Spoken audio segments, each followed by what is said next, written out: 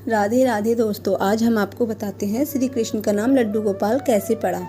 ब्रज भूमि में भगवान श्री कृष्ण के एक परम भक्त कुम्मन दास रहते थे। कुम्मन दास का एक पुत्र रघुनंदन था। कुम्मन दास हर वक्त कृष्ण की भक्ति में लीन रहते थे और पूरे नियम से भगवान की पूजा और सेवा किया करते थे।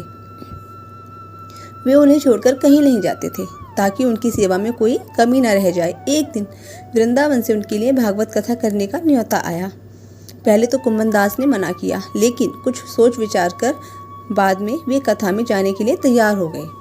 उन्होंने सोचा कि भगवान की सेवा की तैयारी करके वे रोजाना कथा करके वापस लौट आएंगे, जिससे भगवान की सेवा नियम भी नहीं छूटेगा।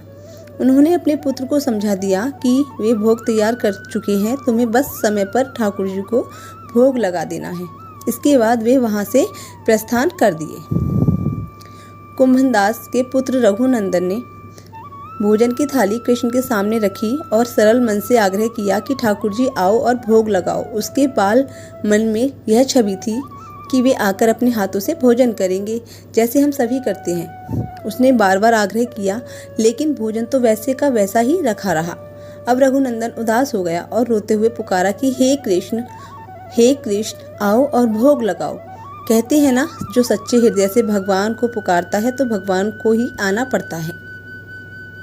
रघुनंदन की इस पुकार के बाद भगवान कृष्ण ने बालक का रूप धारण किया और भोजन करने बैठ गए।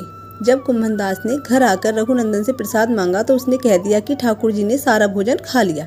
कुम्मन दास को लगा बच्चे को भूख लगी होगी, वही सारा भोजन खा गया होगा, लेकिन अब तो ये रोज की कहानी हो गई थी।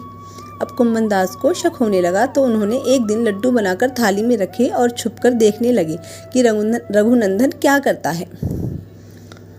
रघुनंदन ने रोज की तरह ही भगवान कृष्ण को पुकारा तो वे बालक के रूप में प्रकट होकर आए और लड्डू खाने लगे।